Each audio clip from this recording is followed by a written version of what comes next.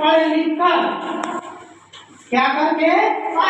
पढ़ लिख कर अपने हर एक कदम में विश्वास पैदा कर। यानी उनको लग रहा था कि जब तक हम पढ़ेंगे नहीं हमारे कदमों में विश्वास नहीं आएगा, और उन्होंने पढ़कर अपने हर एक कदम में विश्वास पैदा किया ना।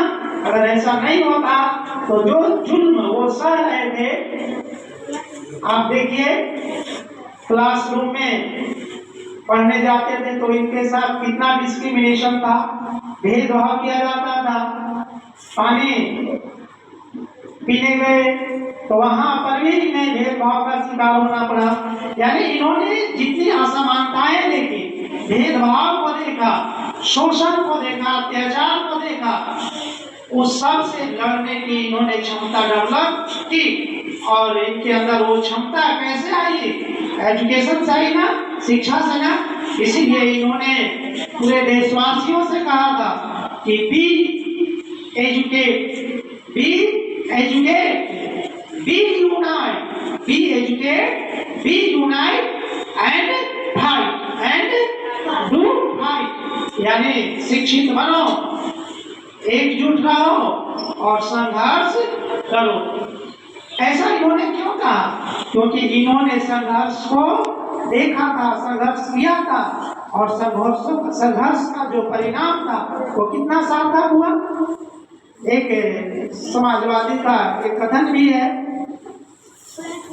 कि after conflict, competition and cooperation a new society build. यानी प्रतियोगिता, संघर्ष और सहयोग के बाद नए समाज का निर्माण होता है।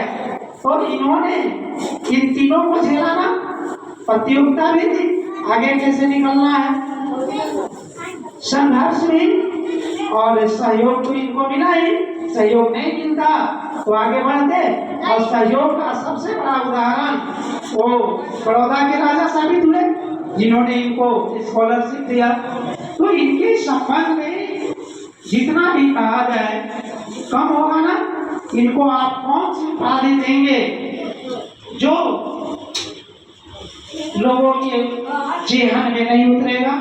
ऐसी कोई उपाधियां है नहीं ना। ये बड़े बड़े उपाधियों से विभूषित किए गए, चाहे वो पद्म विभूषण हो या पद्म अलंकरण हो। और सबसे बड़ी बात कि देश का जो सर्वोच्च सम्मान है भारत रत्न, देश का सर्वोच्च सम्मान का नाम क्या है? भारत रत्न। ये इनको दिया गया, यानी देश के सर्वोच्च सम्मान से ये विभूषित किए गए। तो ऐसे महापुरुष की जयंती हम मना रहे हैं कि अगर हम इनके विचारों पे चलें तो निश्चित रूप से हमारे सामने जो चुनौतियां हैं, हम भेदभाव का कहीं शिकार होते हैं, हम शोषण का शिकार होते हैं, तो हम इससे मुक्ति प्राप्त कर सकते हैं। इन्होंने एक और बात बोली थी, ये संसद भवन में इन्होंने कहा था कि without economic freedom, economic liberty, social liberty, cultural liberty, educational liberty, political liberty we can invent. यानी इन्होंने कहा कि बिना आर्थिक स्वतंत्रता के, बिना सामाजिक स्वतंत्रता के, बिना सांस्कृतिक और शैक्षिक स्वतंत्रता के राजनीतिक स्वतंत्रता बेकार है। राजनीतिक स्वतंत्रता क्या है? बेकार है। क्यों? राजनीति में हम आ गए, वोट देने का अधिकार हमें मिल गया, संसद, विधायक, राष्ट्रपति, प्रधानमंत्री चुनने का हमें अधिकार मिल गया, और हमें सामाजिक स्वतंत्रता नहीं है, हमें आर्थिक स्वतंत्रता नहीं है। तो ये स्वतंत्रता बेकार है ना? बोलिए, है ना बेकार? तो हमें ये स्वतंत्रता चाहिए, और अम्बेडकर ने ये स्वतंत्रता हमें दिलाई है।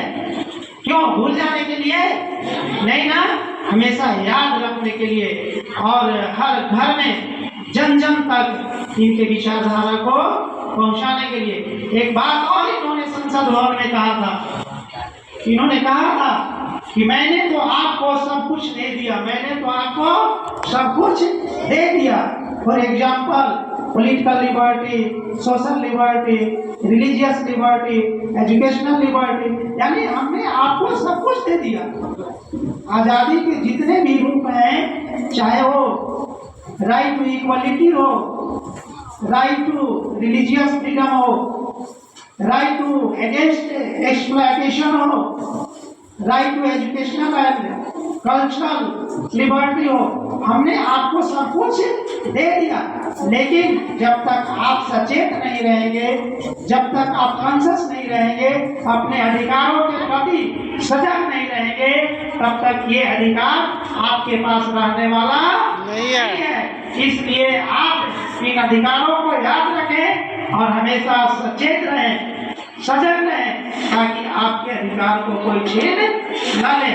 और बात रही शिक्षा की, तो इनसे अधिक एजुकेशन लेने वाला इस देश में कोई नहीं हुआ।